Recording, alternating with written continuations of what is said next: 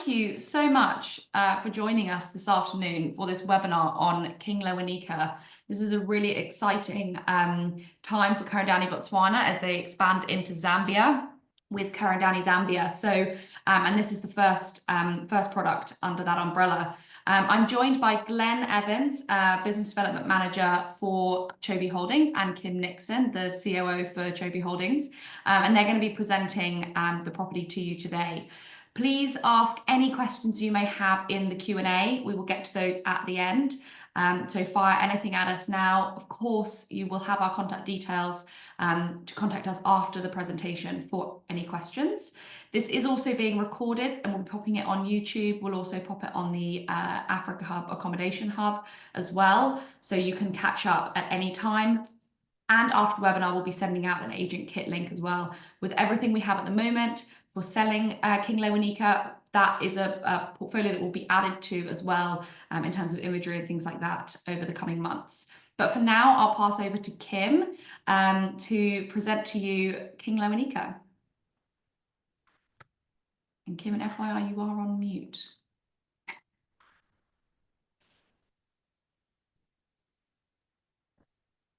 Good afternoon, everybody, from a sunny, warm Maun, where I have now returned to after a week up in King Lewanika and in the Lewa Plain National Park.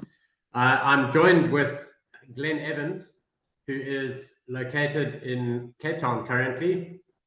Glenn is the Chobe Holdings Group Executive Business Development Manager, and he has got a rich experience of 15 years operational expertise in managing lodges and camps throughout Zambia, including in the Lewa Plain National Park.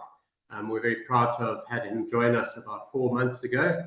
And Glenn is working very closely with me and the rest of the Downey team in making sure that we launch King Lewanika as a product back into the marketplace, together with all of the upgrades and improvements that we have made along the way, and also to try and make sure that we're able to bring new life to what is really an iconic product in Western Zambia, and hopefully, as the years go by, build the attraction of the park and also build the following to the park itself.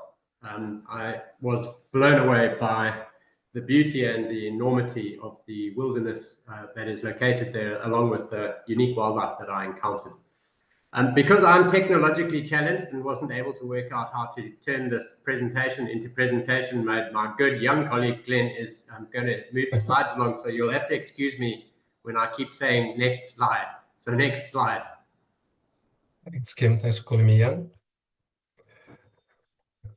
Okay, so to start off this presentation, Zambia is an enormous country, and the primary access points into Zambia are either in Lusaka or in Livingstone, which is slightly off screen, but in the very south of the country itself.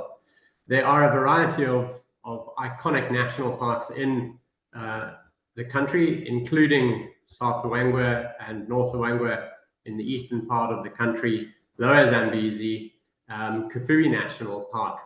Lewa Plains, though, is in the very west of the country, and to the west and to the north as a country is Angola itself, and Democratic Republic of Congo slightly further away.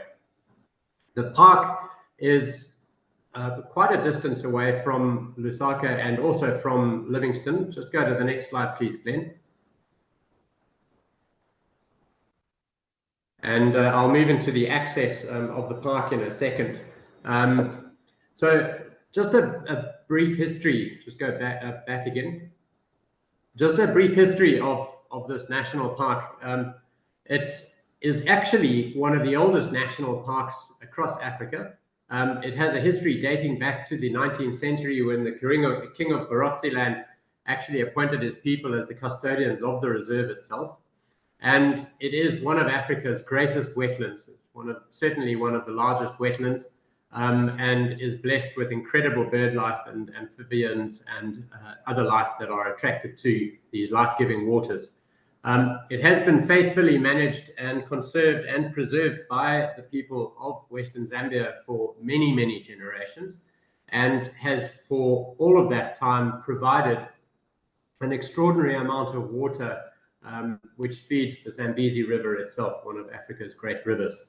African Parks actually came into this park in 2003. It is and was actually their very first park under their management, which now numbers around about 23 strong.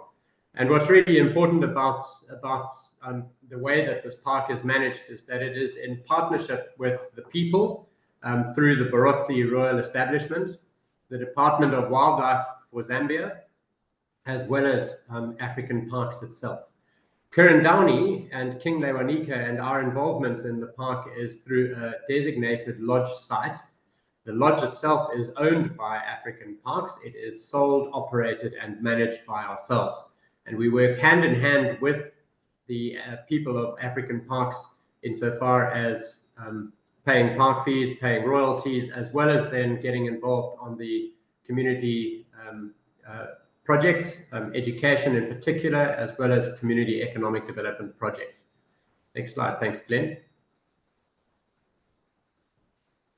So looking at the access into Luo Plain National Park, we should first start with access into Zambia itself. There are daily arrivals into Zambia through Airlink, ProFlight, Ethiopian Airlines, and Emirates into Lusaka. Qatar Airways arrive 3 times a week, and Kenya Airways ex Nairobi arrive 4 times per week. So in comparison to where I live right now in Botswana, the access into Zambia is a lot easier. Access into Luo is also quite challenging historically, and we've spent quite a lot of time trying to make sure that we've made the access as easy as is possible. And so we have flights at the moment twice per week on a seat rate basis into the park itself. That's on a Monday and a Friday. The flight time is approximately 3 hours from Lusaka to Luo, to the camp itself. And we depart Lusaka at 2 o'clock in the afternoon, arriving in Luo at 1700 hours in the evening. So basically what that means is that we allow for the international flight arrivals and eliminate the unnecessary forced overnight in Lusaka should your clients wish not to have that night.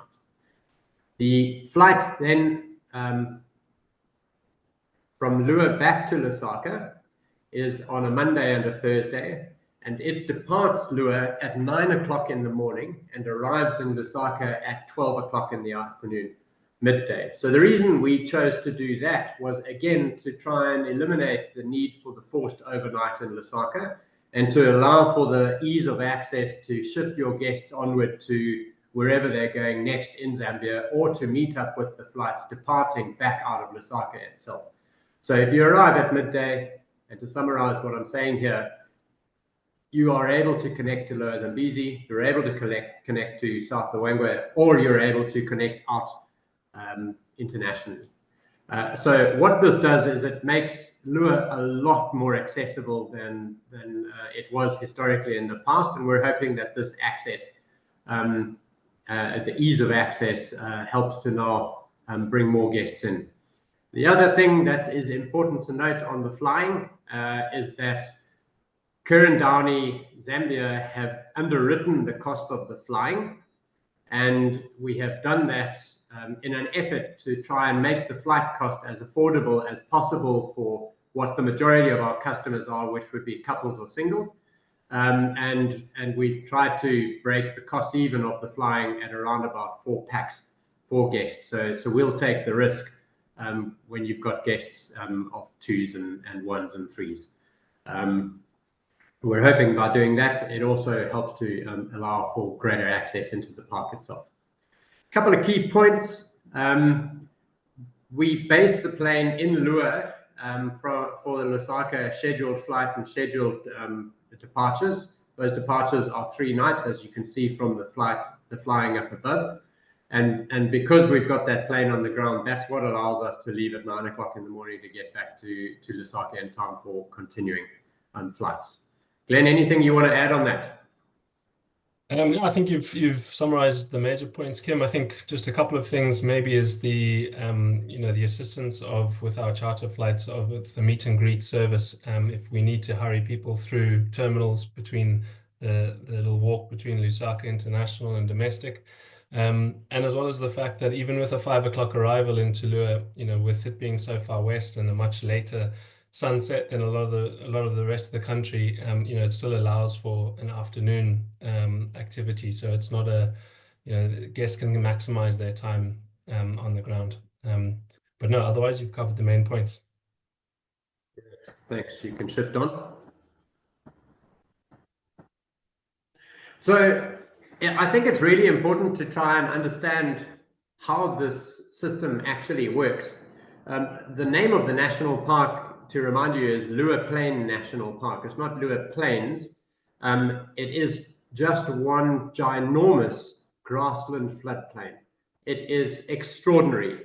You can look almost 360 degrees around you and you can see the curvature of the earth. Far in the distance and quite interspersed are islands which are treed. And so this massive grassland just folds all around the lodge itself, and wherever the guests are, you have this epic view. So how does a grassland like this actually come into being? And gave me pause to have a real good look at it, and I discussed it with Glenn and also with some of the African parks folk when I was on the ground. But essentially, this is a very interesting system. On the left-hand side of the image in front of you, you can see what is a dark green stripe on the screen with a yellow line close to it. That is a river which is on the western side of the park, and that's called the Lewanika River. On the right-hand side of the screen, just right of the red circle, is another river, and that river's name is the Luambimba River, which is in the east. The Mundi River is the river where our camp actually is located. You can see the red circle that I've outlined over there. That's where the Mundi River is. Where the lodges is in the very left-hand side of the actual image itself. It commands the most spectacular view, which you'll see shortly. But that river, the Mundi, flows into the Luambimba, and that Luambimba River then meets the waters of the Lewanika, and it flows into the Zambezi as a single tributary. The Zambezi River is on the eastern side of the camp itself, and that's the dark stripe meandering down the screen on the right-hand side of the image itself. So basically, the Zambezi is the Zambezi and the way it acts with these rivers is very similar to the way that the Zambezi acts with the Chobe River in northern Botswana. And it is what we call a pushback river system. So when the headwaters of the Zambezi are full of rainwater that have come through from various other highlands, and it flows past this part of Lua Plain National Park, it pushes water back into the Lewanika and the Luambimba rivers and pushes it all the way back into this system, creating a flooded grassland. And because of that flooded grassland nature on a very flat landscape, you don't get trees that survive where it gets flooded on a regular basis. And that's how this place became a grassland in the first place, and also and how it's maintained. So I hope that gives you an idea of how this system actually functions. Our rain arrives between December and the end of March, pretty similar to the rest of Southern Africa. During December and the end of March, we will have closures. It will be based on how and when the waters actually start to do that push, but we will notify that in advance to our partners in the trade, so that you don't have guests that are stranded underwater with us. Not that you really go underwater, but it's really a beautiful system. Those treed islands that I mentioned earlier on are actually comprised of three main vegetation plants. It's the raffia palms, which are really quite a beautiful, iconic palm tree. You have got what is known as a Mabola plum tree, which is very popular with the birds. And then the last tree, which is quite common actually in the Okavango Delta, is what is known as the waterberry, the woodland waterberry, Syzygium. So really beautiful treed islands, very dense canopies, nice shade underneath them, provides a lot of refuge for animals at certain times of the day when it's hot. Next slide, Glenn. So we're just going to move through some of the images. These are some of the wildebeest that grace this national park. There are 45,000 of these blue wildebeest. They do move in an annual movement, which moves from south to north, and we'll show you and teach you a little bit about that shortly. You can move on, Glenn.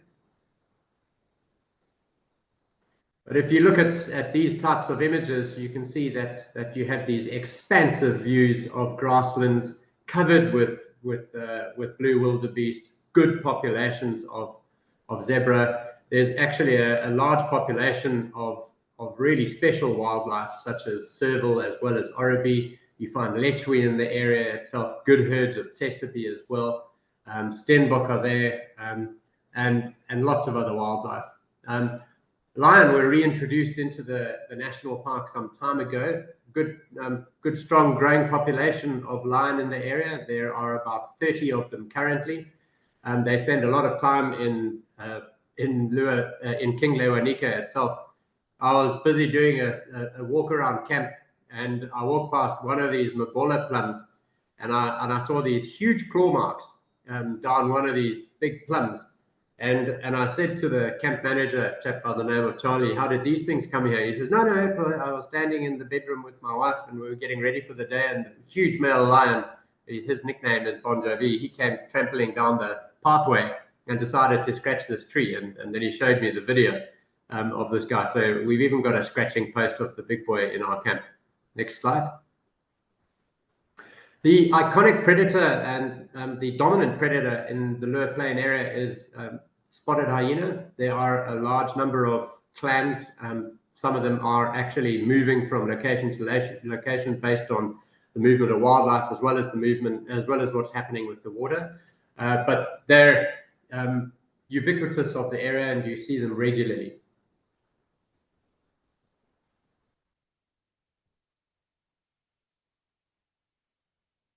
As I mentioned, great herds of zebra. This is the big chap himself, Bon Jovi. He is a very beautiful male lion. You can see that he's got this huge black mane that stretches under his chest, tufts poking out of his elbow, and then he's actually got very long hair. I was surprised to see a lion with such long hair. We don't generally see them with that long hair in Botswana. It almost looks like he needs a bit of a haircut. But a very beautiful male. I think, Kim, that's also one of the things that often people mention for lure is, I guess, in the absence of the scrub kind of, harsh vegetation, the animals seem to be quite, I don't know how to put it, quite well put together. Soft, tufty kind of manes.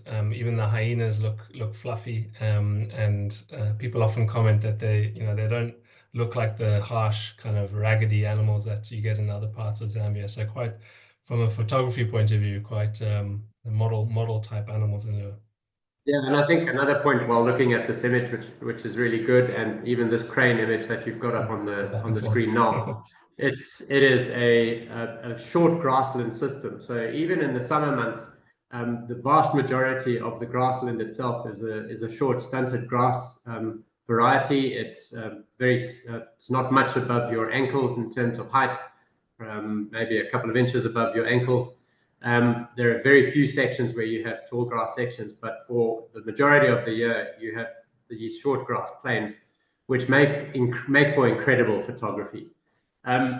These birds are called grey-crowned cranes. They're very beautiful animals. They're in Southern Africa really hard to find.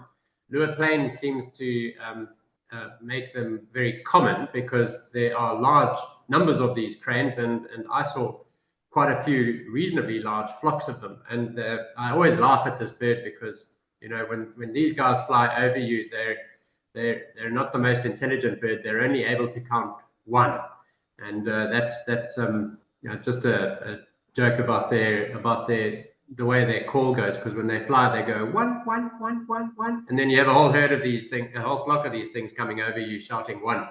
So a beautiful bird, and lovely wingspans, beautiful to photograph.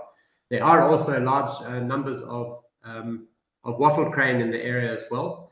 And this is a national park that is designated an important bird area of international importance, as well as being a designated Ramsar wetland site. Thanks, Glenn. Next slide. Okay, so how does this annual movement of the wildebeest work? Our lodge is located in the south of Luer Plain National Park itself. These herds of wildebeest don't generally move as you would expect a migration in East Africa to work. They arrive in scattered groups. So you'll have a herd of 100 wildebeest arriving on this day, another herd of 30 or 40 arriving the next day, and then they all eventually cluster together down in the south. Down in the south here is where most of the calving actually happens. These animals arrive generally in early to mid-October, and they're there until late May, when they start to slowly but surely again shift off in staggered groups further to the north. In the north of the park over here, you can see that we've put something called a mobile fly camp in there. This mobile fly camp is something that we will be looking to do as an optional sleep out for guests should they wish to track the movement. We don't guarantee that guests are going to see the movement, and we don't guarantee that they're going to see large clusters, because we don't really know where they move on a given day. That's resource orientated. But we do have this fantastic experience where on a 3-night stay, we'll take guests out and we'll set up a mobile camp out in the far north of the park itself for a wild camp out with guests. I personally think that's magnificent, because where in the world can you actually travel a national park in near exclusivity and follow a huge movement of animals like this? It's quite a unique experience, and it's a very isolated, seldom visited park other than people that fly into our camp. Thanks, Glenn.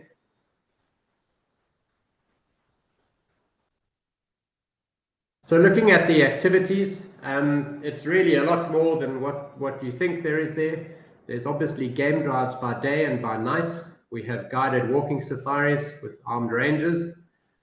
We have got canoeing experiences. We're actually in the process of purchasing mokoros, but these are Zambian mokoros. So they'll be fiberglass similar to the Okavango Delta, except they'll be like the Zambians built their traditional mokoros, which were much wider than the mokoros of the Okavango Delta, making it a much more comfortable, a much more stable ride through these very shallow floodplains.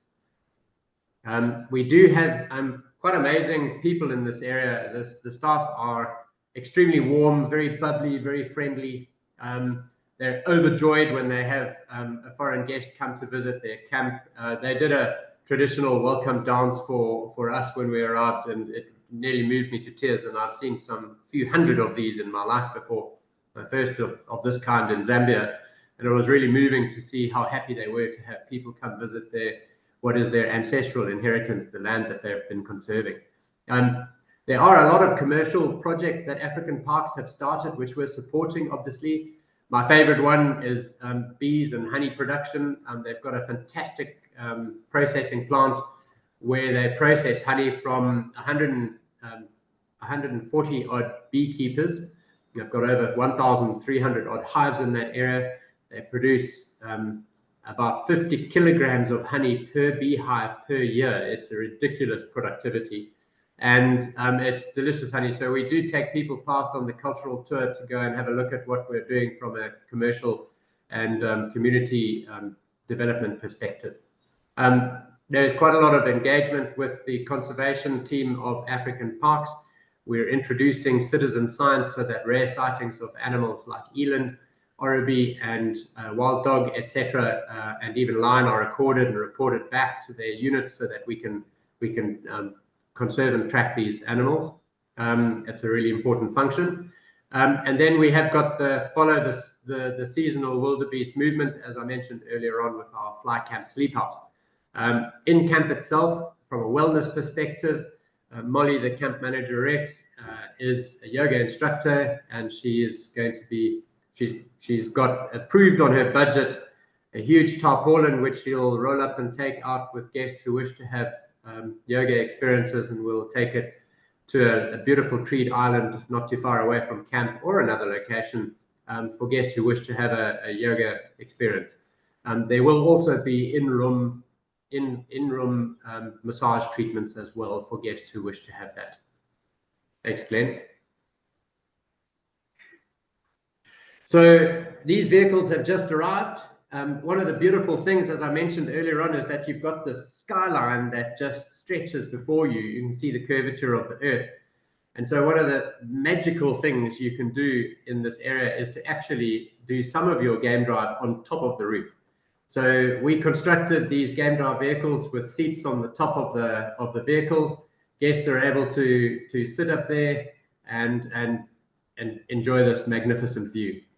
There's a ladder that stretches down at the back of the vehicle. Guests can climb up on that, and then the folk head out on their activities. Thanks, Glenn. Each and every single one of these vehicles have got armrests on the side of all the seats that are window-facing seats. These armrests are able to be lifted or dropped for guests that have a photographic interest and need extra stability. You can see in the front of the vehicle that the snorkel is dropped down so that it doesn't impact the guest's view out into the front. Our aerials are at the back of the vehicle for the radio, and our windscreens go flat as well. So these vehicles have been designed in such a way to try and maximize the open view for guests, as well as ensure tip-top comfort. There are charging stations for cameras and batteries and so forth in the front of the vehicle itself, and each and every one of our vehicles are equipped obviously with a full range of guide books as well as a set of binoculars which guests can use.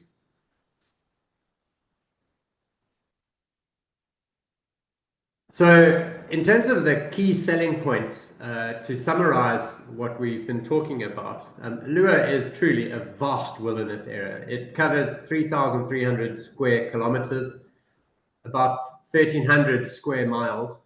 It is in near exclusivity, something that's very rare and very hard to find in Zambia if you think about how busy parks like Lower Zambezi and South Luangwa are. King Lewanika is situated in what must be the most iconic setting. It's on the very northern tip of the Munde River. It looks to the north onto these incredible iconic grasslands, and certainly must be one of the most beautiful views I've seen from any lodge. Fabulous populations of wildlife. Wild dog populations are recovering. They introduced wild dogs some time ago. There's buffalo back in the park again. There's actually also eland and other antelope such as that I didn't mention earlier. Rare antelope for your multi-repeat guests that have been to Africa many times. Orobi, you don't see that very often. Here you see them prancing around, almost like a springbok pronking around in the desert. And also very good populations of serval, which is a specialist grassland cat. There are over 350 species of birds, and just 3 of those that I was really impressed by were the Denham's bustard, the grey-crowned, and then obviously the wattled crane as well. Thanks, Glenn. This is an image from the staff doing their traditional welcome dance when we all arrived in the camp. You can see in the face of the people how focused they are on the dance. They were dancing around us. They were pulling us in. It was infectious. I just must tell you, I've got 2 left feet, so to get me dancing takes something, and I was doing a little jig there. I think just to add, Kim, as well, I think that one of the beauties of Lua and the Lozi culture itself is, these outfits are not something which the lodge have purchased or kind of dreamt up. This is all authentic traditional dress, which whether there's guests or not, at ceremonies, weddings, birthdays, these outfits are owned by the individuals you can see in the pictures, which is beautiful. It's even the traditional ceremonies like the Kuamboka festival, which happens water level dependent, that goes ahead whether there's tourists there or not. So it is, I think we've all witnessed kind of on-show cultural displays before, which can be quite difficult to watch. But the beauty of this is that it's authentic and it's genuine. And the team, who most of them are actually from the villages inside the Lewanika National Park themselves, this is part of their daily life. So it's not something for show, which is quite refreshing. So this is the lodge. In front over here is the Munde River itself. So this river flows directly past the front of camp and is the area where we do our canoeing itself. You will see images shortly of the view from the other side when you're in the camp itself. In the middle of the image over here, you can see the main area. And then we've got rooms that radiate out to the left and to the right of the main area. There are 6 rooms in total, 5 of which are twins/double, and 1 of which is a family room. We can take a maximum of 15 guests in the camp itself. That's the main area. In front of the main area is steps that lead down to the fireplace. You can see it in this photograph over here. This is looking out from the dining room itself over one of the small lounges. There's 2 or 3 of these lounges in the main area itself. The lodge is about 6 or 7 years old, so it's still in fantastic condition. We're opening up in early April, actually, and one of the last things we're going to be doing is brushing the thatch, so the thatch looks really nice and fresh and new. Thanks, Glenn. So as I mentioned, there are 6 rooms, 5 twin, double, and 1 family, 15 guests max. Some of the innovations that we have discussed with African Parks and are going to be putting into the camp are that we are going to be building a pool and adding a pool to the lodge. It didn't have one previously. There has been a complete soft refurbishment of the entire lodge. All softs have been replaced. You've got the new game viewers with the rooftop seats that I mentioned, and we are also adding in-room fridges and coffee stations. We're upgrading the solar plant as well because there was too much generator runtime. And we'll be putting a 15 kilowatt hour solar plant in there, which will more than increase our solar capacity by 500% and should sufficiently cover the electrical needs of the camp.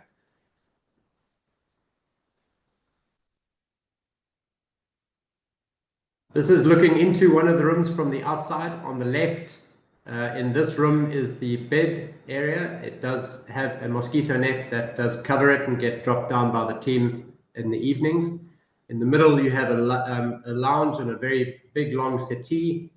Behind the lounge, the couch over there is actually a desk where you can charge your cameras, or you can work if you so wish. There's Wi-Fi in all of the rooms. We've got some wonderful connection in the camp itself, very fast with Starlink.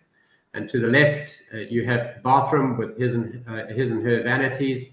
An indoor shower, toilet obviously, and then an outdoor shower as well.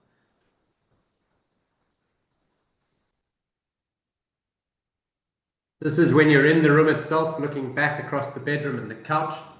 The images that you can see over here actually are of the current couch. The new couches haven't been put into the rooms yet, but we will be circulating new images of King Lewanika in the coming week or so. To showcase the new interiors. Thanks, Glenn. Have a look at that for a view. That is the view from every single lodge. You look out on this unbelievable grassland. I woke up in the morning, one morning, I had the mail line marching across the front of my room. I woke up the next day, I had buffalo outside the front of my room. There's not a moment that goes by when you're at this place that you can't look somewhere and see wildlife. We had lechwe, we had reedbuck, we had oribi, I had the lion, and so it was really impressive. Thanks, Glenn. So Downey in Botswana, at least Downey Botswana, have been a company that have been in existence for more than 50 years now. We're one of the oldest photographic safari companies in Botswana. One has to wonder, why would we go and get into Zambia firstly, and why would we go and get into Zambia in Lewanika National Park? It is there are only 2 commercial lodge facilities in the entire national park. We operate the iconic, most luxurious one of the 2. And for Downey and Chobe Holdings, it has been some time that we have wished to partner with African parks. These guys are the gold standard in terms of sustainably and optimally managing the natural resource on the ground for the benefit of the people and the actual country itself. Since their inception, where they started with Lua, they've now gone into partnerships with African governments and cover 23 national parks. For us, these are conservation specialists who are partnered with governments, and we bring an expertise from a commercial tourism perspective that adds value in providing significant revenues that enable them to continue with the conservation. We look to partner with them further into Zambia and expand where we're going. But for us, it was a very important first step into Zambia. We like a challenge, we're trailblazers, and we're convinced that this national park over time will become more and more popular with other lodge operators opening up, which will only further add to the conservation success of the area itself. We also sought to bring an experience into our portfolio which was very different to what we have in Botswana. We don't have anything in Botswana which is nearly as expansive as this from a grassland perspective. And so we felt that as time passes by, we will certainly move into a scenario where we'll have daily scheduled flights moving into Lua. And in so doing, we will provide a natural connect between Botswana and Lua Plain National Park through Livingstone. That's our dream into the future. Thank you. So looking at the actual rates itself, the rack rate on accommodation for a 3-night stay in Lua is $3,615 per person per night sharing. This is a reduction on the price that was in the market previously. We have also been able to bring in, we have kept the flying into the park separately, and it does add a little bit more than what one would expect were you to be doing a trip in other parts of Zambia or in Botswana itself. But if you look at it from a rack rate perspective, with all of the extras in terms of park fees and conservation levies, etc., we're looking at around about $5,500 return Lusaka to Lusaka, including all your transfers and flights. Glenn, is there anything you would like to add to that? No, I think you've mentioned, Kim, the key point is, I think, from the accommodation aspect, for the level and the experience that you get and the uniqueness of it. I think, based on a rack rate of 3,600 for 3 nights, it's $1,200. Nowadays it's quite hard to find something of that level and that quality and that uniqueness for that price. So hopefully it's attractive, and it encourages people to spend the money on the flights to get there, and to spend a good amount of time whilst there.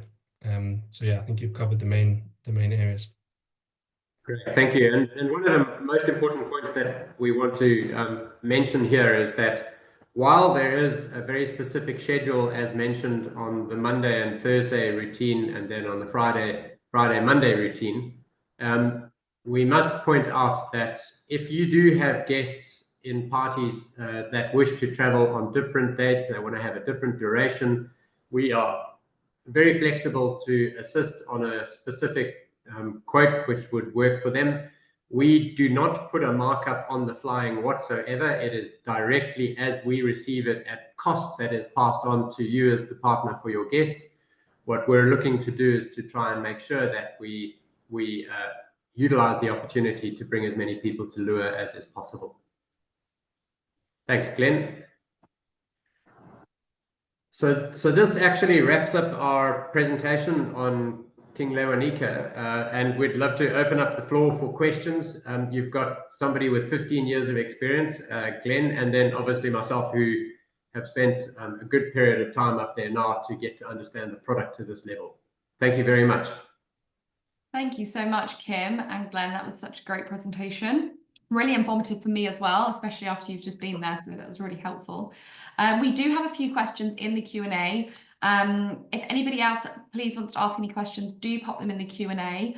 As I said at the beginning, this has been recorded. We will be putting the recording on our YouTube. It will also go on King Lewanika's accommodation hub listing. So if you haven't managed to get all your team on this or whatever, they can absolutely catch up at a later date. So we've had a question from Jill. Jill has asked, what size plane do you use and a maximum number of packs? Glenn, fire away. Yeah. Thanks, Jill. So the plane size will depend on the number of packs booked. Generally speaking, around about a 4 packs, we'll use a 401, and there's also a 206 aircraft available. And we can go up to caravan size 9, 10, depending on the size of the group, and also luggage. So yeah, flexible depending on the group. We also store fuel in camp, so that we can be a little bit lighter coming out of Lusaka, so we can take a bit more people. So yeah, a lot of flexibility with aircraft size and packs numbers as well. Amazing, thank you, Glenn. Ali has asked, she's asked what aircraft operate this route. That has just been answered, thank you. Okay, so Marco has asked, he said Ethiopian arrives into Lusaka at 1:10 in the afternoon. Is this enough time for a turnaround? I'm assuming he means.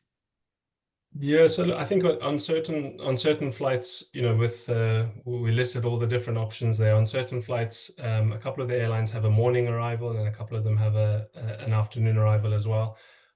So our hope with with changing that departure time from the time in the morning that it used to be, where a night was definitely required no matter what, because I think it used to depart at 8 or 9 o'clock in the morning.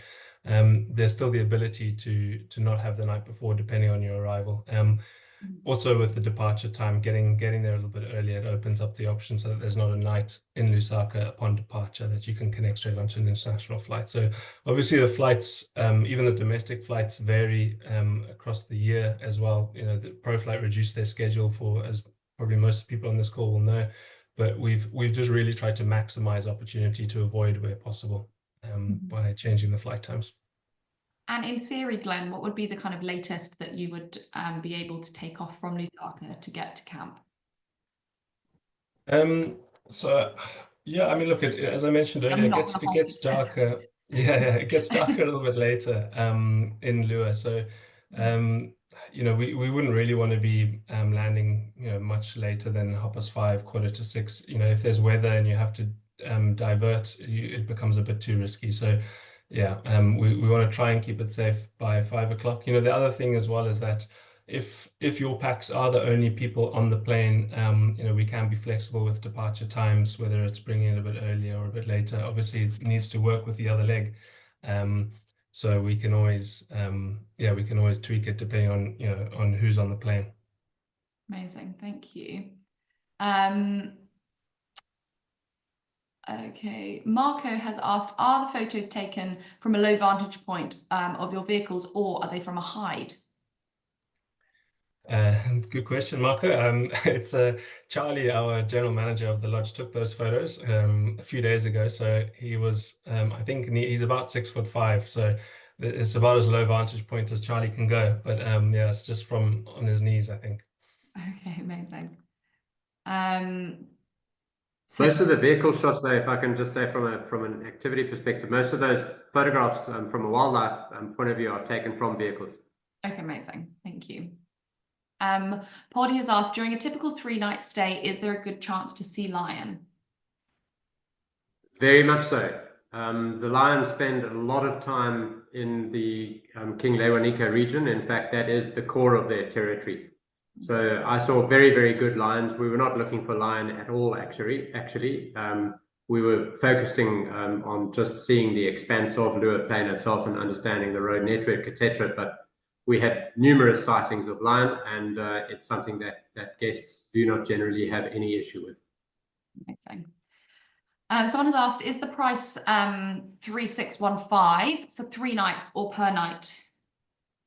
That's an all-inclusive cost for 3 nights. Per person? And that's per person, yes, sharing. And just to cover what that covers, so it covers all of your soft drinks, your local brand spirits and beers, etc., as well as all meals and excursions. The park fees and conservation levies, etc., are actually rolled up into the flying cost. The flying cost per person is actually around about $1,360 US, and the remaining $600 odd are actually the park fees, etc., for that stay. Okay, fab. Thank you. Dave has asked, how long is the transfer from the airstrip to the camp?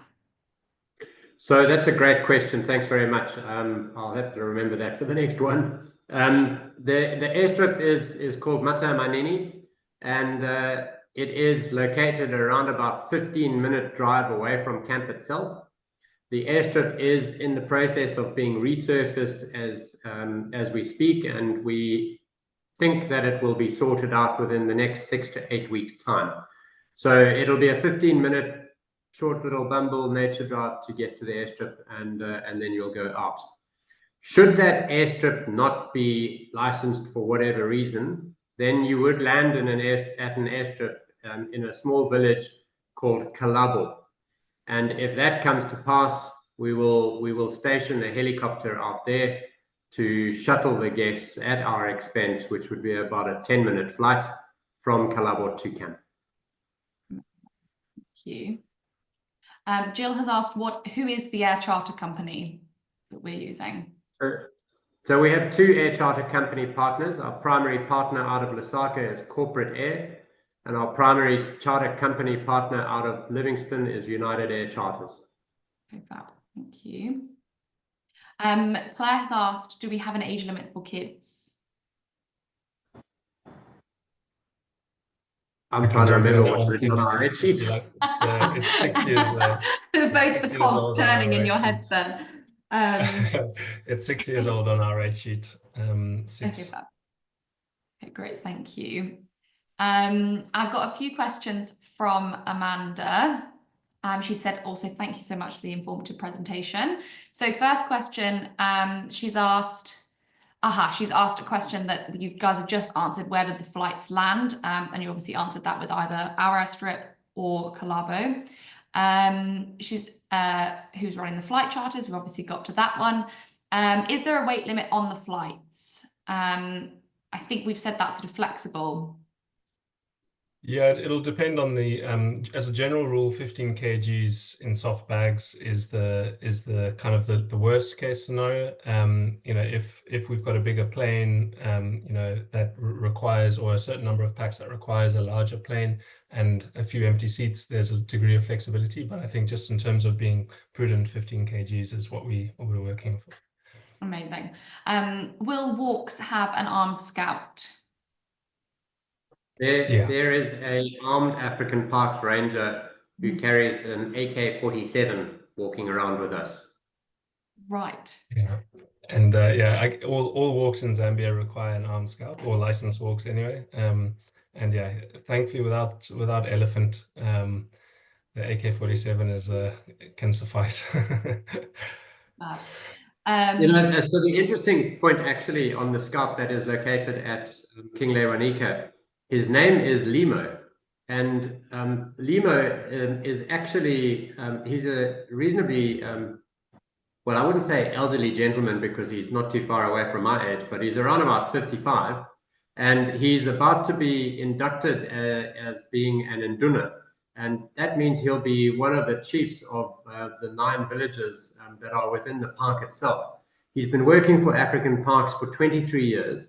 He has knowledge. Most of the things that I was talking to you about here were gleaned actually from hours upon hours of getting a download out of Limo's brain. And he loves sharing information with the guests, and he's this wonderful, warm, gentle leader of his people, and he is actually your scout. Amazing, that's so cool. I really want to meet him now.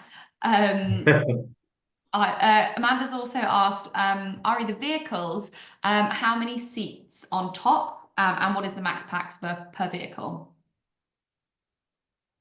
So there are 3 seats on the top. It is a bench seat at the top. They're not individual bucket seats at the top.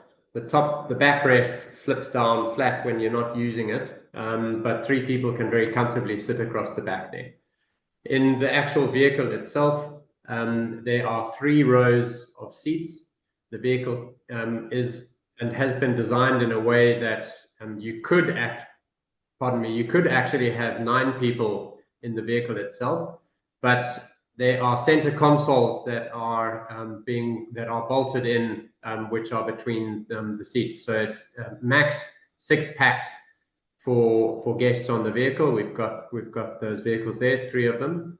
But if you've got a larger group, let's say a family, a multi-gen family of 8 guests, we can take those boxes out and add a couple of seats back into the middle rows if you want to have all your folk together on one vehicle. So I hope that covers that question. That's handy, thank you. And Amanda has said, is staying at Kumboka, will it be possible to visit King Lewanika? I'm assuming that's from a trade perspective as like a site inspection. Oh, I see. Yeah. Okay, well, I don't know, as a guest or as a yeah, I mean, Kuomboka ceremony is it's an amazing spectacle, but it's quite hard logistically. I mean, definitely we can get a visit there. It would require a very, very early departure from the lodge. The ideal is actually to spend the night before Kuomboka in Mongu, just so that you've got good access to the riverside and good time. Otherwise, you would probably have to leave camp 3 o'clock in the morning to get a good vantage point. Amazing. And sorry, we've got a question about the flying. The price you quoted, is that per leg or round trip? It's a round trip. Okay, fab. Thank you. Christoph has asked, is there storage facilities in Lusaka for those traveling onwards who may have more luggage? Yeah. So our corporate air, our chosen charter company, have luggage storage facilities which they can assist with in their offices. Amazing. Sarah has asked the configuration of the family room. Can it take 2 adults and 3 children? Yes, it can. Amazing. So the shape of the room is rectangular, and the family room is just a larger rectangle, and there is easily sufficient space to have 3 children on that side. Amazing, thank you. Oh, and sorry, Amanda, I definitely she's just corrected me. So she meant as a guest. So can a guest go and watch the Kumboka ceremony? But I think Yeah. answer kind of That one, yeah. Yeah, amazing. Thank you, Amanda. I think the important point with regards to that Kuomboka festival is that it happens at a certain time of year, but the exact date of it is something that's very difficult to guarantee because that's elected by the chief and the community.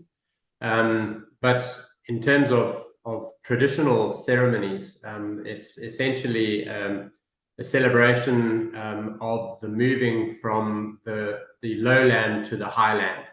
And it has been done historically throughout the ages by the people and continues to be done to this day. It's not at all a tourist affair. This is 100% genuine cultural traditional movement of the king. But as a tourist, it is possibly one of the most iconic experiences one could have of African culture. Amazing. Right, well, thank you. I think that is all the questions on King Lewanika. Oh, wait, I've got one more. So Abby has just asked, can they book the entire package, accommodation and flights just through Downey, Zambia directly? Yes. Perfect, thank you. Yeah, so we've pre-negotiated those rates and we provide the service from Lusaka back to Lusaka. Amazing. And now we've got one more question, which is I've left to the end because it's not related to King Lewanika.